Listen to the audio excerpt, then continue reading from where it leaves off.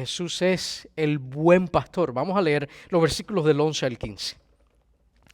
Versículo 11 dice de la siguiente manera: Yo soy el buen pastor da su vida por las ovejas, pero el que es un asalariado y no un pastor, que no es el dueño de las ovejas, ve venir al lobo y abandona las ovejas y huye, y el lobo las arrebata y las dispersa. Él huye, es decir, el asalariado, porque solo trabaja por el pago y no le importan las ovejas. Ahora, a diferencia del asalariado y del buen pastor es que el versículo 14 afirma, Jesús dice ahora: yo soy el buen pastor y conozco mis ovejas y las mías me conocen. De igual manera que el Padre me conoce y yo conozco al Padre y doy mi vida por las ovejas.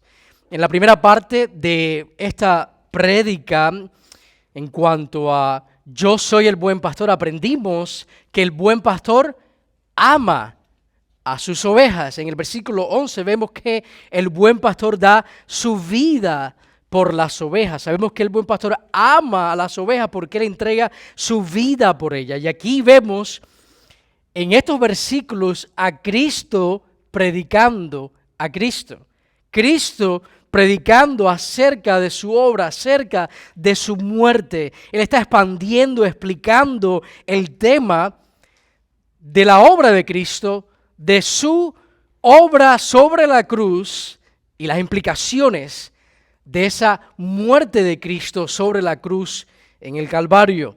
Jesús está aquí afirmando en el texto que Él es Dios, que Él es totalmente capaz de suplir todas nuestras necesidades y que solo Él es el Salvador de las ovejas. Él es el Salvador de las ovejas. Eso lo aprendimos en la primera parte de Yo soy el buen pastor, que Jesús ama a sus ovejas y sabemos que las ama porque Él da su vida por ellas, pero da su vida para salvar a sus ovejas. También vimos en esa primera parte que el buen pastor conoce a sus ovejas. Que la muerte de Cristo no fue potencial, sino más bien fue personal, dirigidas a personas específicas. Usé la ilustración esa de una red de pesca, que no es que la salvación es como tomar una red de pesca y lanzarla al mar a ver qué pez cae en esa red. No, eso no es lo que enseña la palabra de Dios. La palabra de Dios nos muestra que la muerte de Cristo no fue potencial, sino fue específica, fue dirigida a personas que Él, antes de la fundación del mundo, decidió poner su afecto en ellas, amar a las ovejas desde la fundación del mundo, antes de la fundación del mundo. Que Cristo muere específicamente por personas.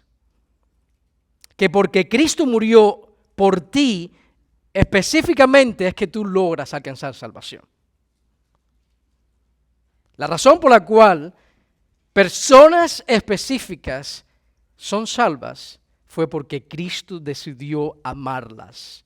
Eso los teólogos lo describen como expiación limitada o redención específica. Que cuando Cristo va a la cruz, Él tuvo como propósito salvar a personas específicas. No fue una muerte simbólica, no fue una muerte potencial, sino le estaba pagando el pecado de personas específicas.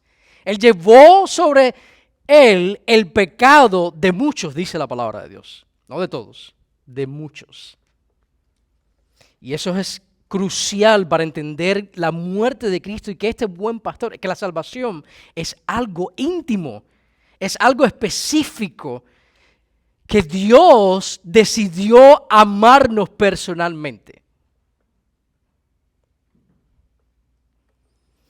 Y en la segunda parte de Yo soy el buen pastor aprendimos que no solo el buen pastor ama y conoce a sus ovejas, sino que como consecuencia de que el buen pastor nos ame y el buen pastor nos conozca, ahora nosotros le conocemos a Él. Dios siempre nos ha conocido, pero nosotros llegamos a conocerle a Él cuando el buen pastor llama nuestro nombre.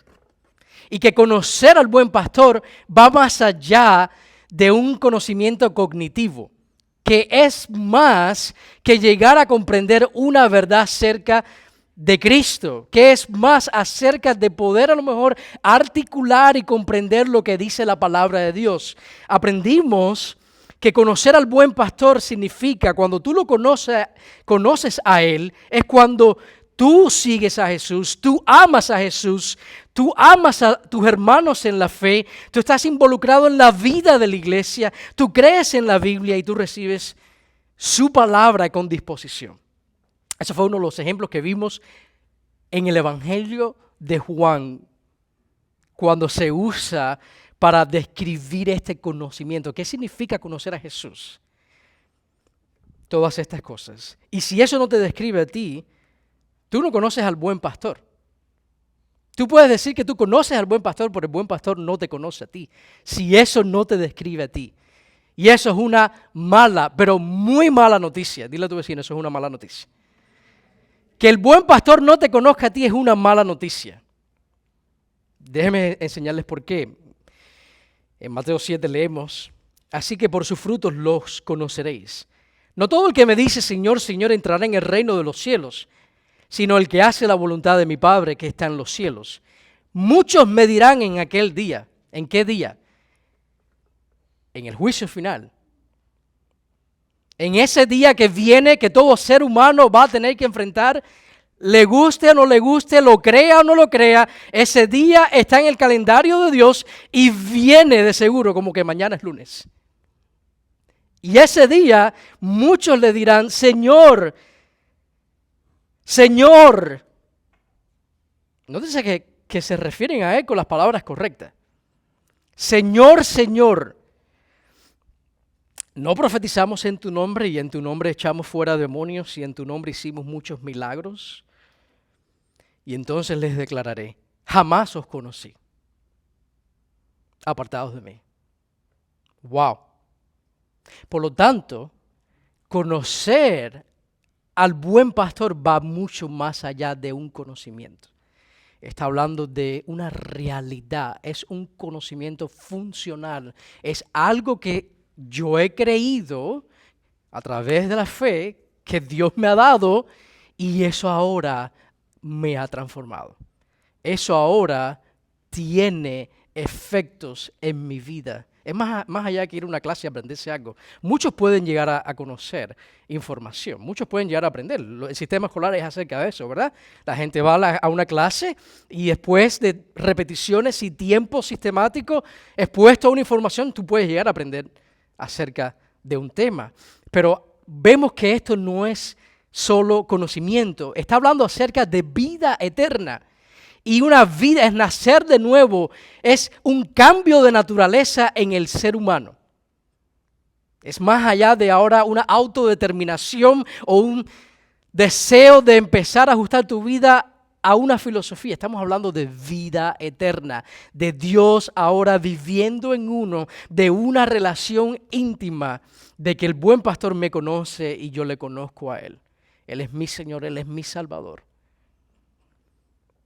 Hoy vamos a terminar, Dios mediante, este tema acerca del buen pastor. Estamos en la tercera parte de Yo soy el buen pastor.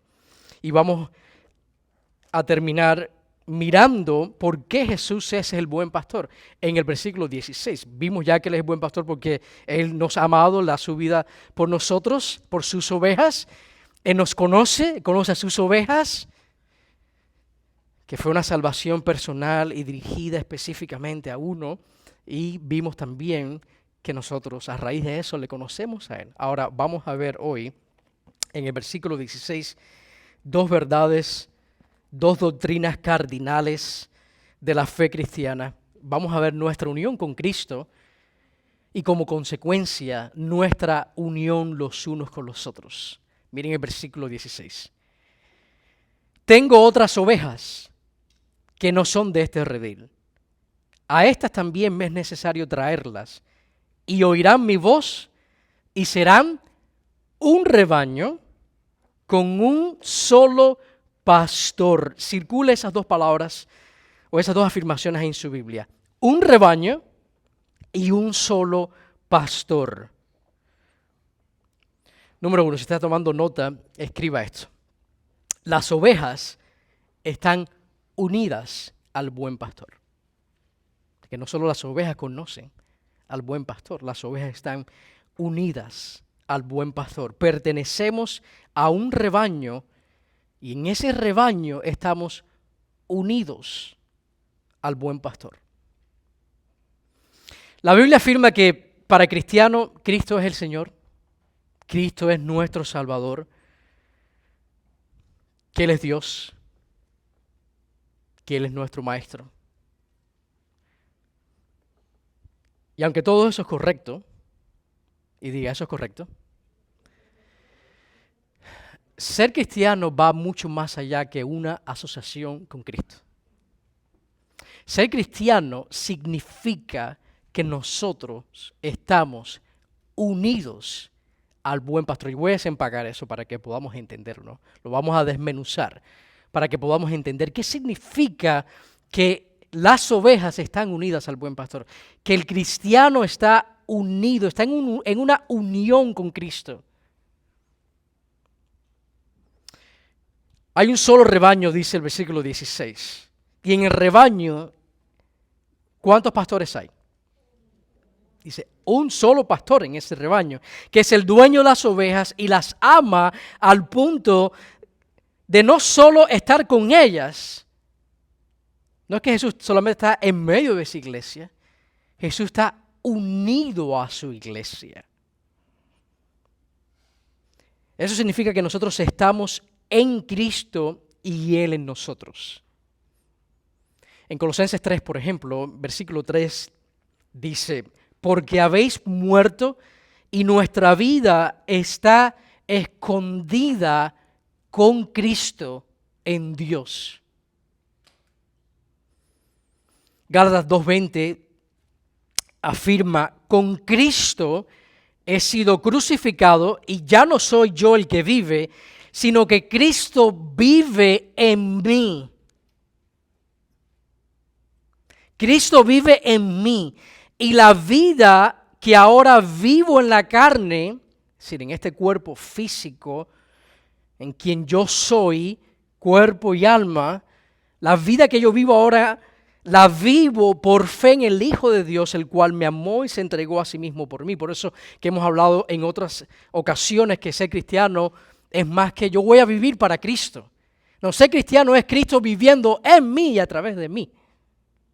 La vida de Cristo siendo manifestada en uno y a través de uno.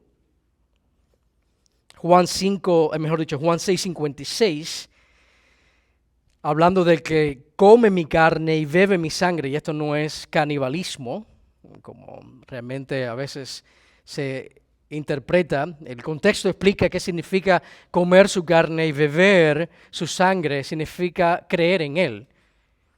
El contexto de Juan 6 lo explica, pero dice, el que cree en mí, el que tiene fe en Jesús, sinónimo de comer mi carne y beber mi sangre, dice que permanece en mí y yo en Él. Aquí vemos una unión espiritual, sobrenatural, que sucede a través de la fe en Cristo Jesús. Por eso que va más allá de una asociación, va más allá de una creencia. Esto habla de una nueva naturaleza que nosotros tenemos. Ahora, Dios nos ha hecho una nueva criatura. No es que nos convertimos en deidad, sino que ahora el Cristo reside en nosotros. Es como en un matrimonio, como tú te casas, dice que llegan a ser una sola carne, ¿verdad? Pero el esposo no deja de ser el esposo. La esposa no deja de ser la esposa. Está hablando de una realidad íntima, de una relación personal y única. Y lo mismo sucede con el cristiano y Cristo. Y esto tiene implicaciones soteriológicas. Cuando hablamos de soteriología tiene que ver con el tema de la salvación. Que la vida, muerte, sepultura y resurrección de Cristo cuenta a tu favor. Que ante los ojos de Dios, cuando ahora nosotros somos vistos por Dios gracias a la unión que tenemos con Cristo, todo lo que Cristo hizo cuenta como si tú lo hubieras hecho. que todos los beneficios de la obra de Cristo son tuyos a través de la fe en Él. Eso debe mover nuestro corazón. Eso debe aterrizar en nuestra mente y mover nuestro corazón a adorarle a Él. Que tu vida está en Él. Que tú has sido crucificado con Él, como dice Gálatas 2:20. Que tú has muerto con Él, Romanos 6. Que tú has sido sepultado con Él, Romanos 6:3. Que tú has resucitado con Él, Colosenses 3:1. Y que tú has sido entronizado con Él, Efesios 2:6. Como vemos en Efesios capítulo 1, que en Cristo Jesús Dios nos ha bendecido con toda bendición espiritual. En Él, en Cristo Jesús.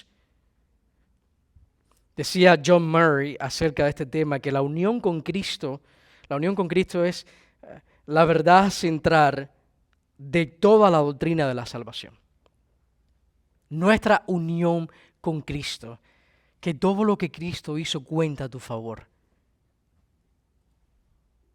Por eso que cuando Dios nos mira en cuanto a nuestra relación, esto es algo inquebrantable. Iglesia, nadie puede quitarles esto a ustedes.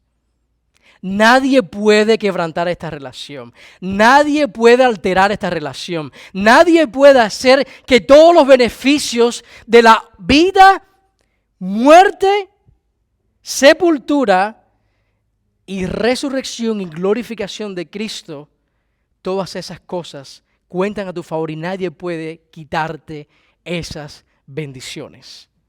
Porque Cristo lo hizo y ahora en nosotros como iglesia estamos unidos a Él. Gloria a Dios por eso. Hay un dicho que dice que Dios nos trata como si nunca hubiéramos pecado, gracias a lo que Cristo hizo por nosotros, y como si nunca más fuéramos a pecar, porque estamos unidos a Cristo. La unión con Cristo es el principio unificador de toda la soterología, de toda la doctrina de la salvación, porque abarca desde la eternidad hasta la eternidad. Estamos unidos al buen pastor. ¿Qué significa eso? Bueno, significa que tú fuiste elegido en Cristo, que fuiste justificado en Cristo, que eres santificado en Cristo, que se persevera en Cristo y que tú serás glorificado en Cristo. Unido a Él. Y esta es la parte gloriosa, que la salvación es extraordinariamente personal. Con nuestra unión con Cristo, entre el buen pastor y su oveja, entre Cristo y el cristiano. El versículo 16 dice: tengo otras ovejas que no son de este redil, a estas también me es necesario traerlas, y oirán mi voz, y serán un rebaño con un solo pastor. Ni aun la muerte puede separarte de Cristo. Dice 1 Tesalonicenses capítulo 4, versículo 16, pues el Señor mismo descenderá del cielo con voz de mando, con voz de arcángel y con la trompeta de Dios, y los muertos en Cristo se levantarán primero. Aún después de muertos seguimos unidos a Cristo. Y esta no es la única metáfora que vemos en la palabra de Dios en cuanto a Cristo descrito como, o Dios descrito como un pastor, como el buen pastor, y al creyente descrito como una oveja. Hay muchas metáforas que se usan en el Nuevo Testamento para describir esta unión entre Cristo y el cristiano. Por ejemplo, un edificio, siendo Cristo la piedra angular, y nosotros piedras por individual que juntos componemos este edificio, pero que estamos nosotros sobre este fundamento. Vemos un cuerpo que Cristo es la cabeza y nosotros, el cuerpo de Cristo, individualmente somos miembros de este cuerpo que está unido a la cabeza. ¿Y la cabeza quién es? Cristo Jesús. Vemos también la metáfora de la vid y las ramas, siendo Cristo la vid verdadera y nosotros los pámpanos. Y estamos nosotros ahí, pegados, unidos a la vid verdadera. Y otra metáfora, un esposo y la esposa, siendo Cristo el esposo de la iglesia y la iglesia siendo la esposa. Ahora, ¿qué significa todo esto? Déjenme darle básicamente 5 afirmaciones de lo que llegamos a concluir sobre nuestra unión con Cristo. Varios puntos, y le voy a dar A, B, C, D, E. 5. Que cuando hablamos de nuestra unión con Cristo es una unión orgánica. Okay. Se describe como un cuerpo, ¿verdad? Tiene vida. Es una unión legal. Se describe como un matrimonio. Es una unión vital. Proporciona vida como una vid. Es una unión espiritual. Su fuente es el Espíritu de Dios. Y es una unión permanente. Es una unión inquebrantable. Eso fue una buena oportunidad para decir amén. Es una unión permanente, iglesia. Estamos unidos al buen pastor. John Owen, hablando acerca de nuestra unión con Cristo, dijo que la unión con Cristo es la causa de todas las demás gracias de las que somos hechos partícipes. Todas se nos comunican en virtud de nuestra unión con Cristo. Es decir, que todas esas bendiciones que nosotros experimentamos a raíz de la salvación es en virtud de que estamos unidos al buen pastor. Es el caso de nuestra adopción, nuestra justificación, nuestra santificación, nuestra productividad, nuestra perseverancia, nuestra resurrección y nuestra gloria. Y todas esas cosas van a tomar lugar porque Cristo, el buen pastor, y sus ovejas están unidas.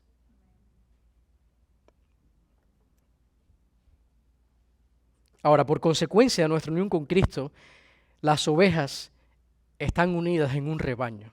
Así que vamos ahora a movernos de las implicaciones de estar unidos al buen pastor en cuanto a posición. Esto es lo que nosotros somos posicionalmente en Cristo Jesús, que es inmutable, que no cambia, que es nuestro, que son nuestras bendiciones espirituales en Cristo Jesús. Es nuestro tesoro celestial. Y a la consecuencia de nuestra unión con Cristo, vemos que las ovejas están unidas o están en unidad a través del buen pastor. Miren el versículo 16 y la otra afirmación que se hace es que Cristo ahora ha hecho ¿cuántos rebaños? Un rebaño. Hay un rebaño con un solo pastor. Él nos juntó, dice, me es necesario traerlas. El buen pastor nos unió, nos puso juntos en el mismo redil, en la iglesia. Y la distinción que hace Jesús aquí en este pasaje es entre las ovejas que están en este redil, en el contexto que vemos aquí, habla acerca de las ovejas de Israel, las ovejas que él ha estado hablando hasta este momento. Antes de llegar al versículo 16, es un contexto específico en cuanto a las ovejas de Israel. Ahora en el versículo 16, él va a hablar de que hay otras ovejas, que son ¿quiénes son esas ovejas? Los gentiles. Todos aquellos que no descienden físicamente de Abraham. Tiene otras ovejas que él va a llamar.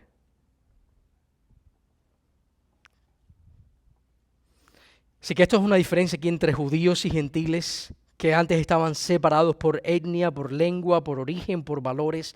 Ahora en Cristo, ambos, tanto judíos y gentiles, van a ser, a través de la fe en Jesús, un solo rebaño. Y debo hacer una aclaración hermenéutica aquí porque la imaginación del ser humano es increíble y de este pasaje se han sacado tantas cosas. Del versículo 16 a Han habido personas que han llegado a decir que el versículo 16 se refiere a personas que están en otra parte de la galaxia.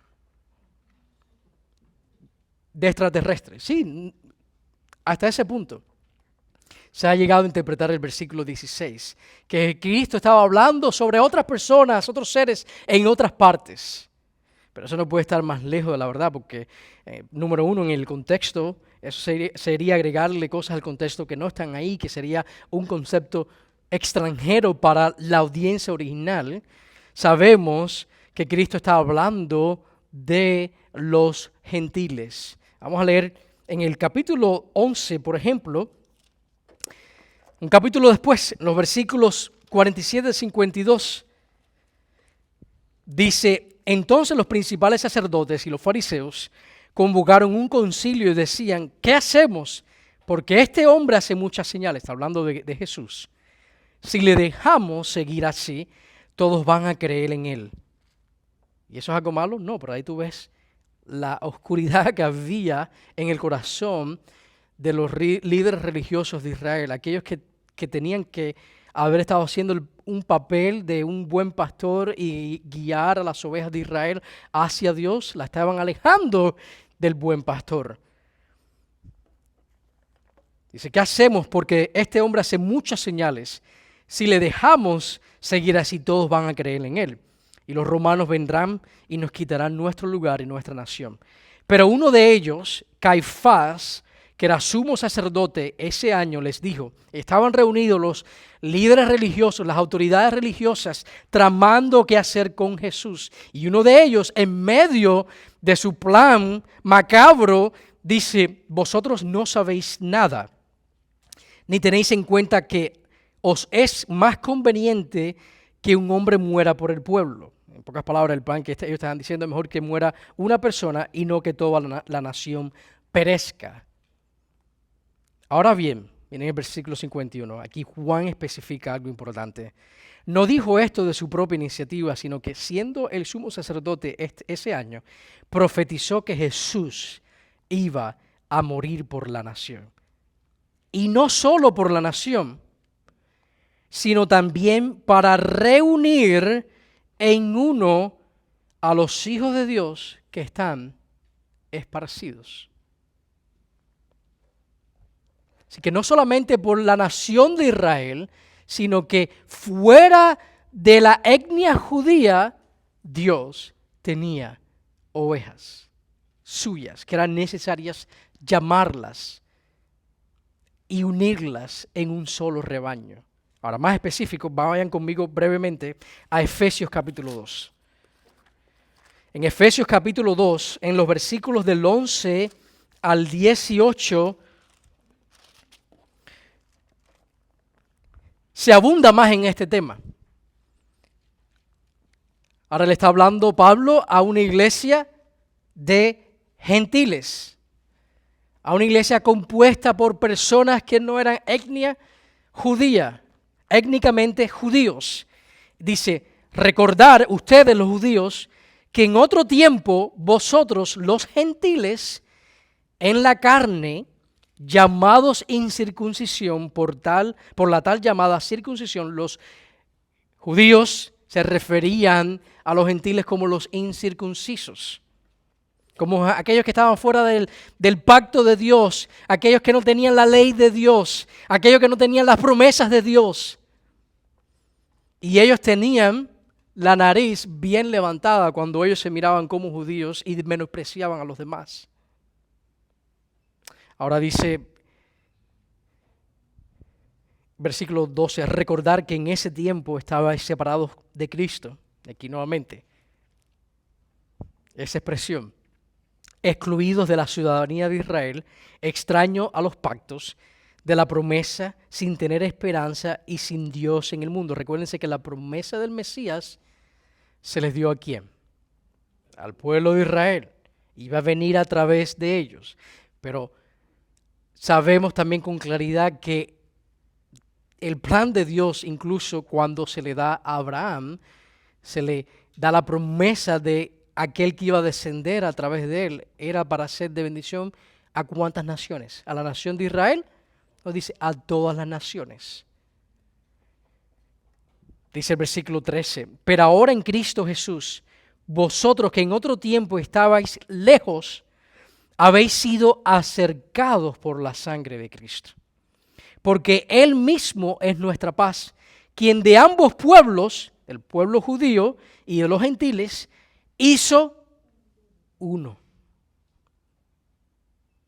derribando la pared intermedia de separación, aboliendo en su carne la enemistad, la ley de los mandamientos expresados en ordenanzas, para crear en sí mismo, en Cristo, de los dos, un nuevo hombre, estableciendo así la paz.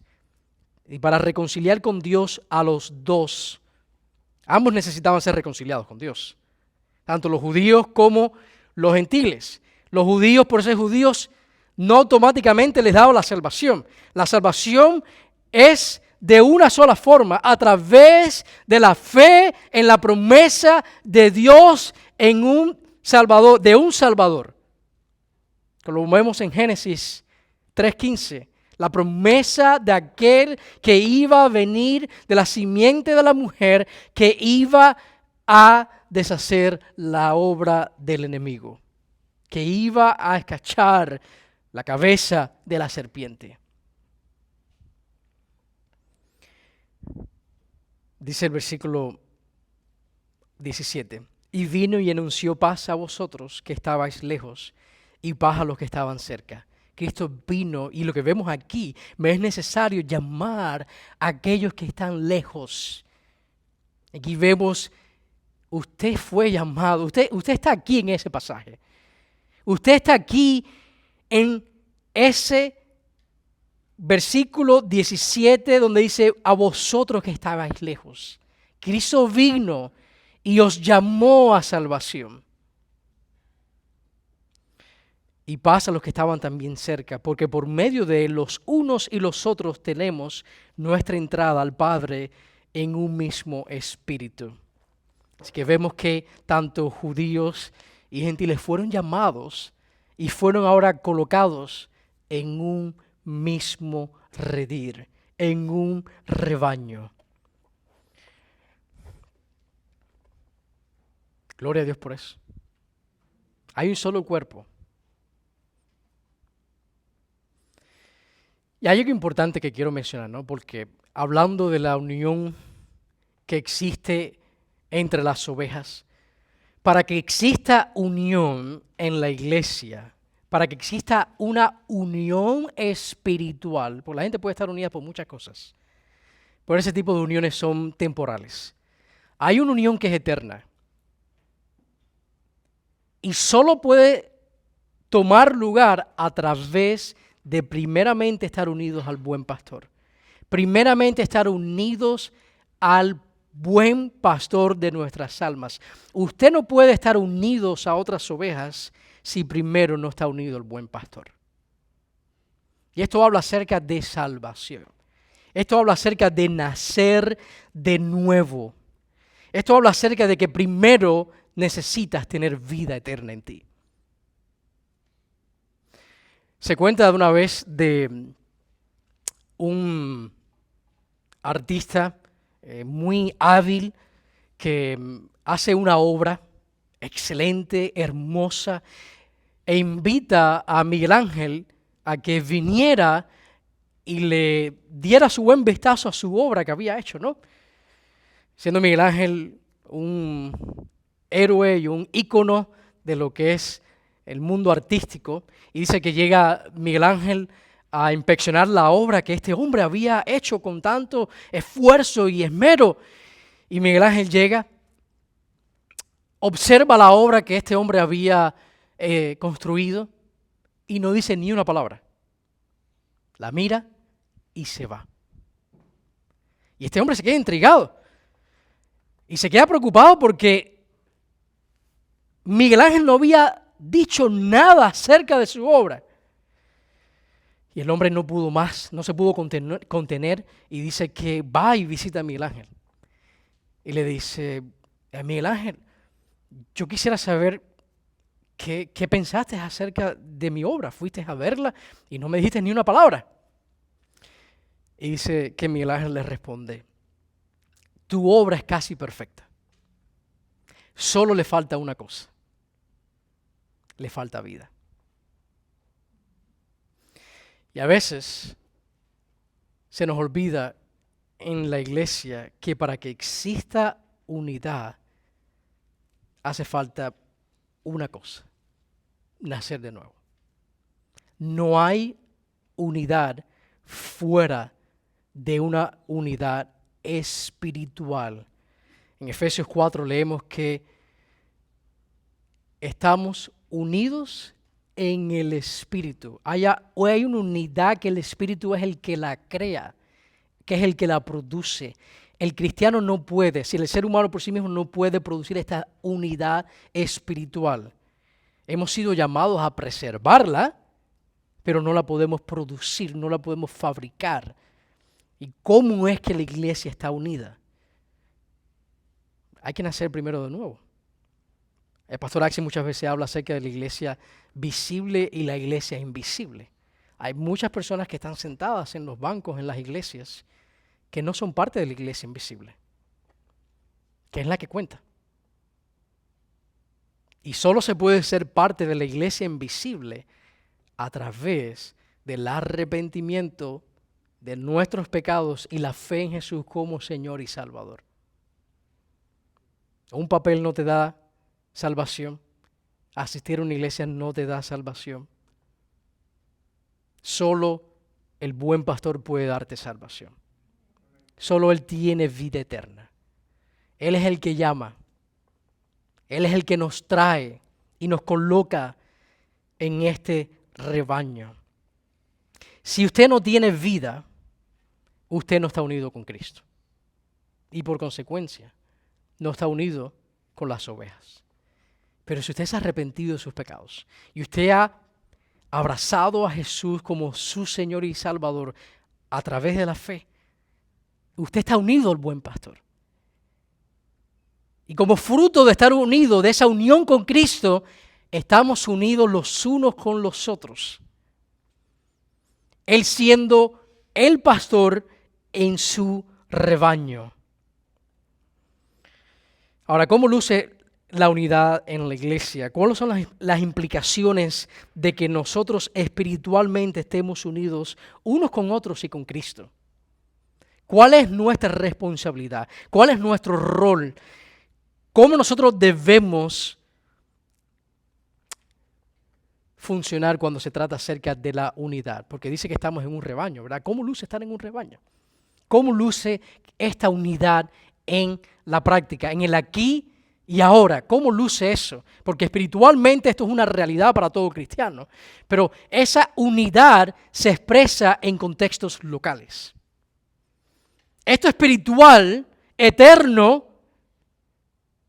se ve en el contexto de la iglesia local. Y es donde quiero, con los 5 minutos que nos quedan, tratar de desarrollarlo. El encargo, vayan conmigo brevemente a Efesios. Quiero enseñarles Efesios 4. En Efesios 4, en el versículo 3 dice, esforzándoos por preservar la unidad del Espíritu. Por lo que noten que la unidad es en el Espíritu, por eso que es una unidad espiritual. Es una realidad posicional de todas las ovejas, de todos aquellos que han creído en Cristo Jesús. Ahora, el encargo, el llamado, la exhortación, el mandamiento es, ustedes que son las ovejas del buen pastor, esfuércense por hacer una cosa en cuanto a la unidad. Presérvenla. Preserven la unidad. ¿Cómo se preserva la unidad? Lo primero que quiero mencionar es esto. Viviendo juntos de una manera digna. De una manera digna. Ahí mismo en Efesios 4 dice, yo pues, prisionero del Señor, os ruego que viváis de una manera digna de la vocación con que habéis sido llamados. Y da características de esa manera digna, cómo luce que nosotros vivamos en comunidad. Tú no puedes vivir estas cosas aislado. Tú no puedes ser un rebaño por ti mismo. No hay tal cosa como que un rebaño es una oveja. Un rebaño está compuesto por muchas ovejas. Le traemos gloria a Cristo en comunidad. Hacemos discípulos en comunidad. Tú mismo no te vas a discipular a ti mismo. El llamado es a ser discípulos y eso sucede en el contexto de otras personas viviendo contigo la vida cristiana. Y hay varias características que él menciona que brevemente las voy a explicar. Dice que esta unidad se vive juntos, se mantiene uno viviendo juntos de una manera digna, con humildad, con mansedumbre, con amor y con paciencia. En el versículo 2 de ahí de Efesios, capítulo 4. Y cuando hablamos de humildad, es hablando de las necesidades de otros antes que las mías.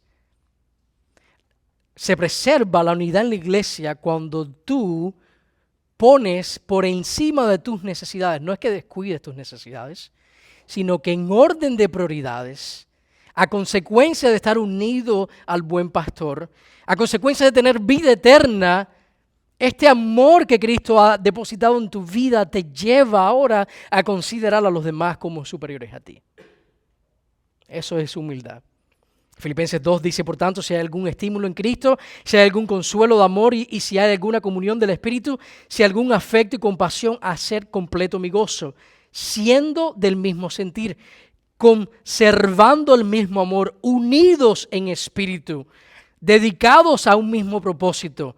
Dice, nada hagáis por egoísmo o por vanagloria, sino con actitud humilde, y aquí la parte de humildad, cada uno de vosotros considera al otro como más importante que a sí mismo, no buscando cada uno sus propios intereses, sino más bien los intereses de los demás.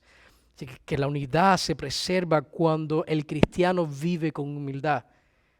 Y tú estás viviendo con humildad cuando tú estás considerando las necesidades de los otros como algo importante para tu vida. Lo otro que menciona es con mansedumbre, y esto es poder bajo control. Poder bajo control. Dice Jesús, aprende de mí que soy manso y humilde de corazón. Hablando de que Cristo estaba viviendo también bajo el poder del Espíritu Santo. Si usted es un cristiano que regularmente alimenta su carne, esto no va a ser una realidad en tu vida. Al contrario, se va a ver en tus relaciones. Cuando hablamos de mansedumbre, estamos hablando de que nosotros vamos a vivir bajo el poder del Espíritu Santo, bajo el control del Espíritu Santo.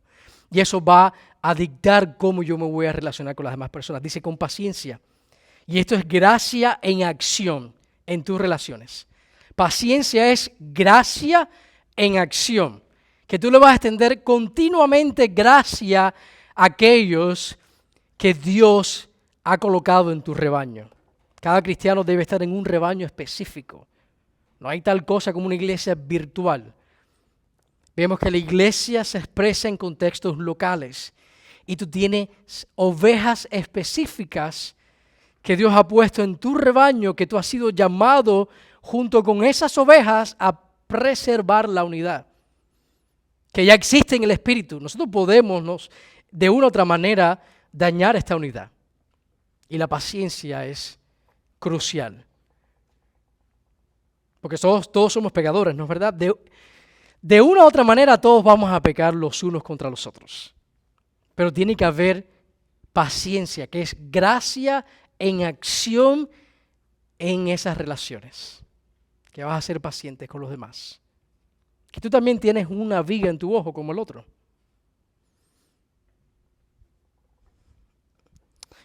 Y lo último que dice es amor. O amor que soporta, es lo que dice aquí. El versículo 2 dice, soportándoos unos a otros en amor. Ayer hablaba con varios hermanos acerca de este aspecto, ¿no? De que hemos sido llamados a amarnos. Y la realidad es que porque nosotros somos pecadores no nos amamos o no amamos a todos de la misma manera. No me dejen solo aquí adelante, ¿sí o no? Todos somos seres humanos con la realidad de la presencia del pecado en nuestras vidas y nos llevamos mejor con unos que con otros. Tenemos preferencia por muchas razones. Pero esta es la parte sobrenatural del cuerpo de Cristo. Que hay un amor que Cristo ha depositado en nosotros, que de otra manera no íbamos a tener amor por esa persona. Y es la parte donde uno tiene que como iglesia pedirle al Señor, Señor, ayúdame a amar realmente a tu iglesia. En esto conocerán todos que sois mis discípulos. Si venís a la iglesia, dice la palabra, ¿cómo dice ese versículo? En esto conoceréis o conocerán los que no son cristianos, que ustedes son cristianos. En cómo ustedes aman a otros cristianos. Y dice Paul Washer que tú amas a la iglesia al punto de cómo tú amas a aquella persona que es la más difícil.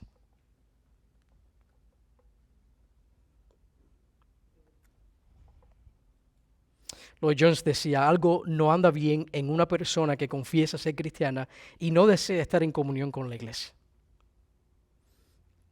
Hemos sido llamados a un rebaño con un solo pastor.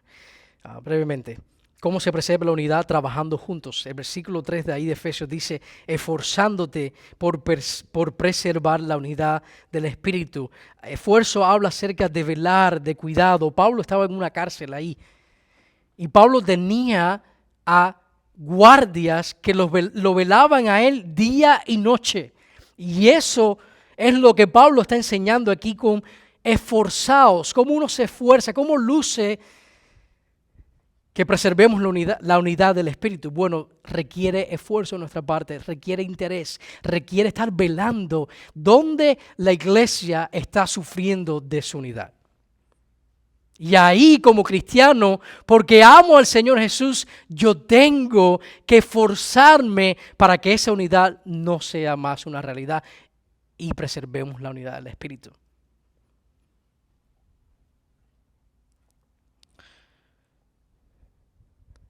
Lo que produce verdadera unión no es la política ni la educación, solo el Evangelio salva, cambia y nos une. Y no hay unidad si no perdonas. Es importante esforzarnos en perdonarnos los unos a los otros. La pregunta es, ¿habrá alguien a quien tú tengas que perdonar? A veces la persona ni se ha enterado de que tú tienes que perdonarlo. Y comienza ahí. En amar a los demás, en perdonarnos. D.A. Carson decía que el Evangelio del Cristo crucificado tiene que transformar no solo nuestras creencias, también nuestro comportamiento. Y por último, ¿cómo se preserva la unidad? Bueno, permaneciendo en la verdad. En Efesios 4, Pablo después nos muestra que hay un solo cuerpo, un solo espíritu, así también como vosotros fuisteis llamados en una misma esperanza, un solo Señor, una sola fe, un solo bautismo, un solo Dios y Padre de todos, que está sobre todos y por todos y en todos. La verdadera unidad está anclada en la palabra. La verdadera unidad no está en un sentimiento, vamos a poner todas nuestras diferencias a un lado y vamos a tratar de llevarnos bien. No, la verdadera unidad, ellos estaban unidos en estas cosas. En la iglesia, en Hechos capítulo 2, vemos que ellos permanecían, ellos se dedicaban a estas cosas y hablaba de qué cosas, en la doctrina de los apóstoles, en la oración, en el partimiento del pan, en estar juntos en armonía alrededor de la palabra de Dios. Tiene que haber una unidad basada en la palabra, porque la unidad está centrada aquí en el Evangelio. Cuando leemos el versículo 16, vemos que él dice, tengo otras ovejas que no son de este redil y a estas también me es necesario traerlas y oirán mi voz y serán un rebaño. Pero ¿cuál es la voz de Jesús? ¿Cómo escuchamos la voz de Cristo? A través de la palabra. La unidad está fundamentada en la palabra de Dios. Y vivimos en una era donde estamos más conectados que nunca, que en cualquier otra generación con la cuestión de los medios sociales, y es cuando más dividida está la raza humana, ¿no es cierto? Estamos divididos geográficamente, políticamente, culturalmente, racialmente, socialmente, económicamente. Unidad no es lo mismo que uniformidad. porque somos diferentes. No hemos sido llamados a ser roboces, que todos luzcan iguales, sino discípulos, que todos estemos centrados en el Evangelio, en las doctrinas cardinales de la palabra de Dios. Ahí es que una iglesia está unida. Una iglesia que no enseña la palabra de Dios es una iglesia que no está unida. Hay una unidad superficial. En el momento que se empieza a predicar la palabra de Dios y se empiezan a enseñar doctrinas cruciales, se formó el pleito. Pero cuando la iglesia está centrada en la palabra, hay una unidad. La unidad que existe en la iglesia es sobrenatural. Lo que nos une a nosotros es Cristo y el Evangelio. Mire a su alrededor un momentico. Mire a su alrededor, no tenga pena. Todavía no me ha enterado nadie en la iglesia vertical Miami que muerda. Son diferentes, lucen diferentes, vienen de trasfondo diferente, fueron criados en contextos diferentes, incluso con valores diferentes, incluso geográficamente en un lugar diferente. ¿Qué es lo que nos une? Cristo Jesús y su palabra, el Evangelio, es lo que une a la iglesia. Por eso que la unidad se preserva permaneciendo juntos en la palabra. Termino con esta oración de Cristo por sus ovejas en Juan 17. En Juan 17, en esa intercesión como Jesús, el gran sumo sacerdote, aquel que intercede por nuestras almas, antes de ir a la cruz y llevar nuestros pecados, miren lo que Jesús está orando. Juan 17:11 dice, ya no estoy en el mundo, pero ellos sí están en el mundo. Y yo voy a ti. Padre Santo, guárdalos en tu nombre. Aquí está hablando hasta este momento, Juan 17, acerca de los discípulos que estaban ahí, de los 11 discípulos. Dice, guárdalos en tu nombre, el nombre que me has dado, para que sean uno, así como nosotros. Ahora dice Jesús más adelante, en los versículos 20 y 21. Mas no ruego solo por estos, sí, por las ovejas de Israel, sino que también por los que han de creer en mí por la palabra de ellos, para que todos sean uno, como tú, oh Padre, estás en mí y yo en ti, que también ellos estén en nosotros, para que el mundo crea que tú me enviaste. Tenemos una misión gloriosa. El mundo va a ver que nosotros realmente somos ovejas en cómo nos mantenemos unidos, en cómo preservamos esa unidad que ya existe porque estamos unidos al buen pastor y por consecuencia los unos a los otros y hemos sido exhortados y llamados a preservar esta unidad. Una unidad preciosa que tenemos en Cristo Jesús. Y cuando estas cosas las estamos viviendo, personas se van a salvar. La iglesia va a madurar. La iglesia va a ser fortalecida y va a avanzar. Vamos a orar.